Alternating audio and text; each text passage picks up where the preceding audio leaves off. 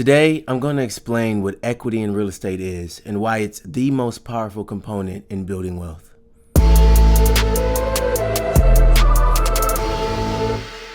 So, you Google the definition of home equity and you see that it is the value of a mortgage property after deduction of charges against it. Or you see Investopedia's definition, the value of a homeowner's financial interest in their home. It is the actual property's current market value less any liens that are attached to that property.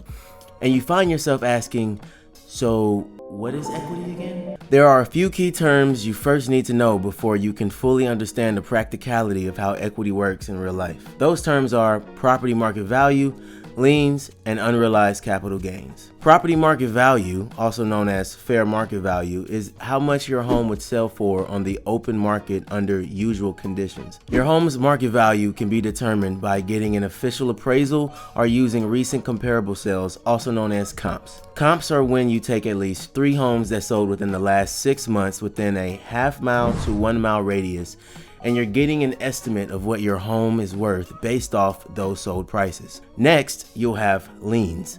A lien is basically a claim attached to a property, telling everyone and your mom that you owe the lender or creditor some money, and in the event you can't pay them back, they're going to take the house from you.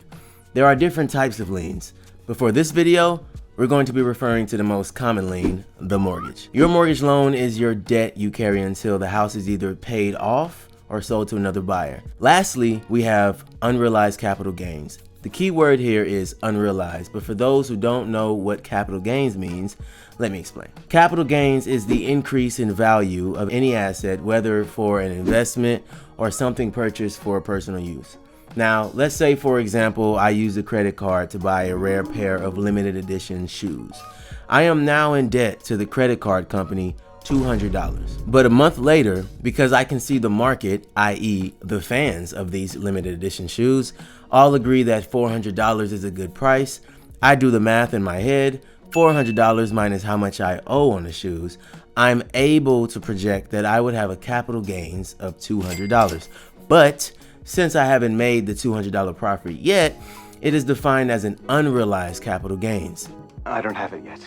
This is equity. It's important to know the difference between unrealized capital gains and realized capital gains. Essentially, it's the timing of where you are in the life cycle of owning real estate that determines whether it's a number added to your net worth or if it's taxable earned income. If I never sell the shoes, but I still owe money on a credit card, what the shoes are worth minus what I owe will always be my equity, and it's added to my net worth on paper. But if I sell the shoes as soon as I learn they're worth $400, that's realized capital gains, and I actually have to pay taxes on those earnings. Similar to a home, if I never sell the home using a buy and hold strategy and it's worth $400,000, but I still owe a lender a mortgage loan of $200,000, my equity will be $200,000.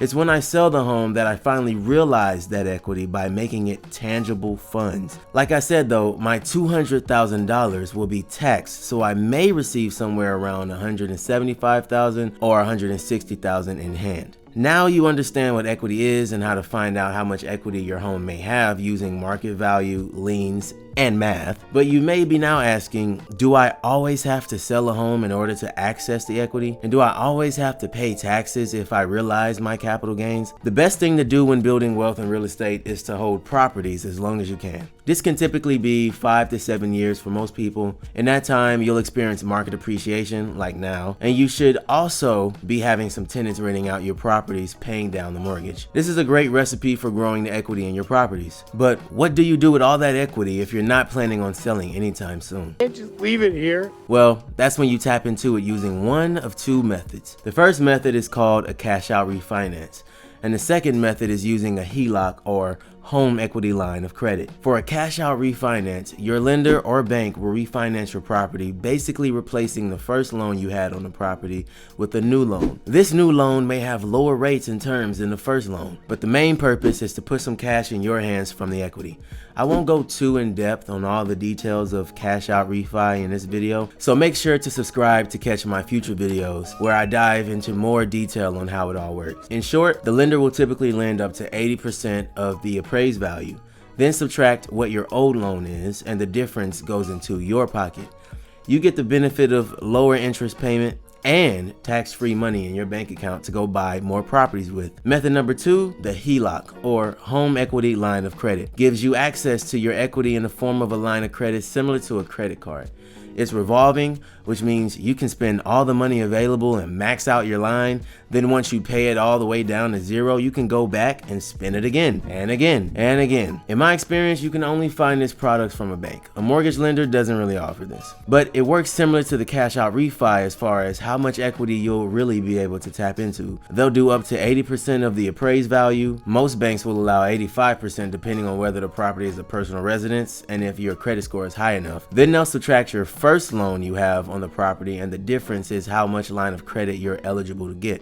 Again, I will go more in depth in a future video to explain the HELOC, and I will actually show you my personal experience with one and how it works. The beautiful thing about being able to tap into equity of your properties is that it is allowing you to take the wealth created from one investment and pour it into more investments that all create more wealth.